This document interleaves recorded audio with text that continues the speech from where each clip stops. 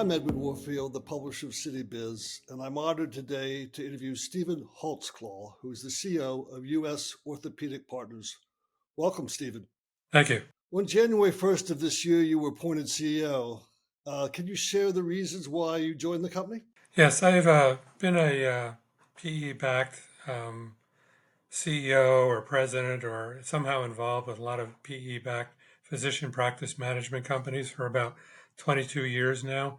And the last company that I ran, Alteon, sounded very similar to what USOP is doing and some of the challenges they're facing. I really enjoyed that job a lot. When this one was offered to me, I jumped at the chance. And can you provide a snapshot, an introduction to USOP and the services that are provided? Sure. So USOP is a roll-up of about 10 orthopedic groups across 3 states, Alabama, Mississippi, and Louisiana. We provide the full range of orthopedic specialties: spine, hand, wrist, shoulder, hip, knee, total joints, sports medicine, OT, PT, pretty much anything that has to do with orthopedics, we do that. And you said it's 3 states, but I was on your website. It looks like are you expanding beyond those 3 states? What is your footprint today? Today it is just the 3 states. We have 4 sites in Alabama, 4 in Mississippi, and 2 in Louisiana. But we are looking to expand. We're talking with other groups, but the physical footprint as of today are those 10 sites. And how do you differentiate USOP from the competitors? Well, first is size. We're a pretty good size organization. We have about 434,000 office visits a year. We do 44,000 surgeries. We have about 139 doctors, approximately 120 APPs or advanced practice practitioners, 1,700 employees total.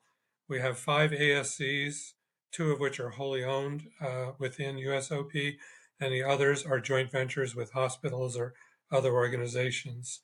But really, when you think about some of what makes us different, first one is the quality.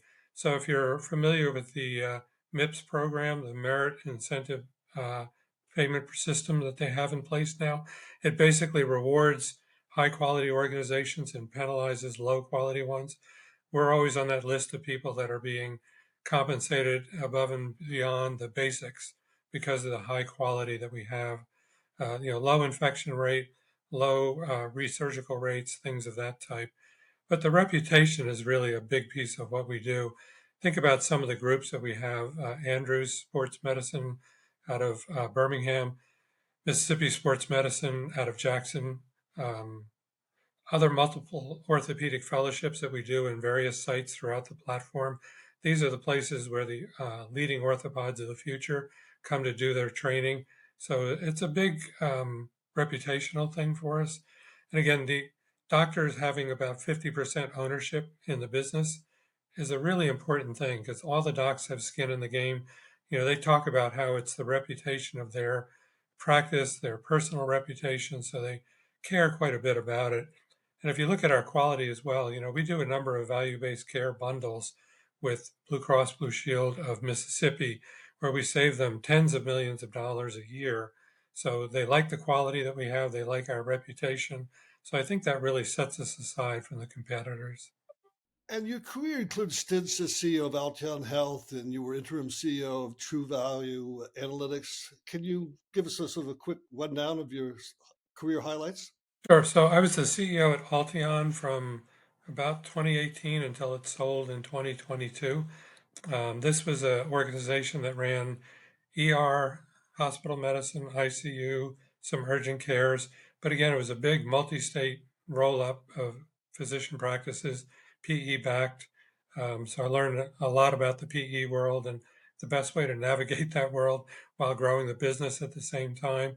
And then the other company is actually True View Analytics. And what I liked about that one was it's a platform, basically a software platform that tries to help hospitals save money on their implantables, hips, knees, pacemakers, any devices that they put in people.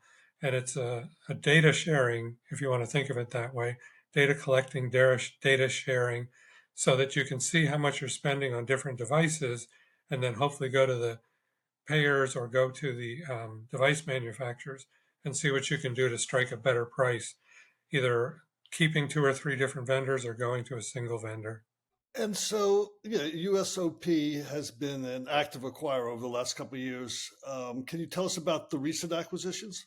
So it started, the initial platform was Mississippi Sports Medicine out of Jackson, Mississippi. That was in about August of 2020. And then the latest one we did was Mid-State Orthopedics in Alexandria, Louisiana. I think we did that in July of 2023. So that's the beginning and the end of the 10 that we've done so far, but we are looking to do more in the near future. Just like everyone else right now, it seems like M&A has slowed down in the end of 2023 and early 2024, but we have plans to ramp it back up as quickly as we can. And with the aspirations of having a national footprint or just a super regional footprint? I think it'll be more of a super regional. Um, it's been nice having density in certain locations.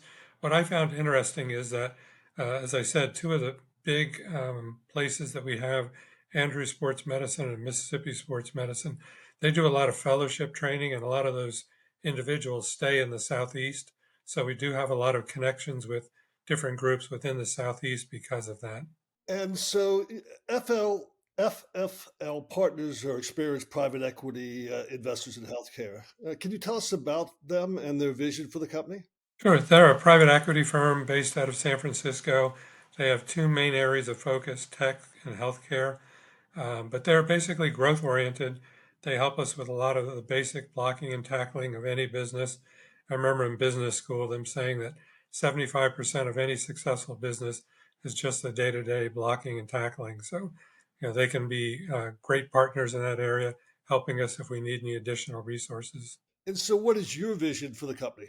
So it's going to be around growth, of course, but what does growth look like? It's going to be some organic growth, but it's also ramping up the use of the ASCs that we have and increasing the total number of ASCs. So we're looking at quite a bit of blueprints right now for building de novo ASCs in various parts of Alabama, Mississippi, and Louisiana. But some of the other priorities, that I have at least, is to learn the business. As a new person to orthopedics, I am an emergency medicine physician, but orthopedics itself is a little new to me. So need to go out and learn the business from the ground up. And I've done that. I've visited all 10 of our sites over the past 2 months, trying to improve communication. We now have regular communications with our physician investors.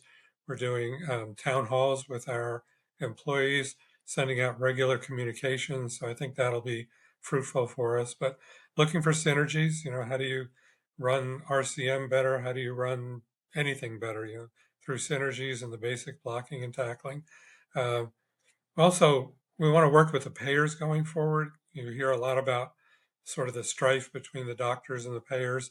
We think we've got a great model in what we've done in Mississippi with Blue Cross Blue Shield and the value based care bundles that we do there. And we'd like to expand that through larger pieces of Mississippi along with Alabama and Louisiana. So, is there any part of your personal story or the USOP story that you haven't shared with us that you'd like to share with us? No, I mean, I started life as an electrician, ultimately decided to become a paramedic, which led me to want to be a doctor. So I'm probably unusual in my view of how to run businesses and how to run medicine. But I think that's actually been a help, not a hurt. I did get an MBA about 5 years ago now, towards the end of my career. I probably should have done it in the early part of my career, but I think I've over the years learned how to speak private equity and learn how to speak medicine and doctor. So, big part of my job is just being an interpreter between those two groups. Well, Stephen, I want to thank you for your time and we wish you continued growth and success. All right, thank you for your time.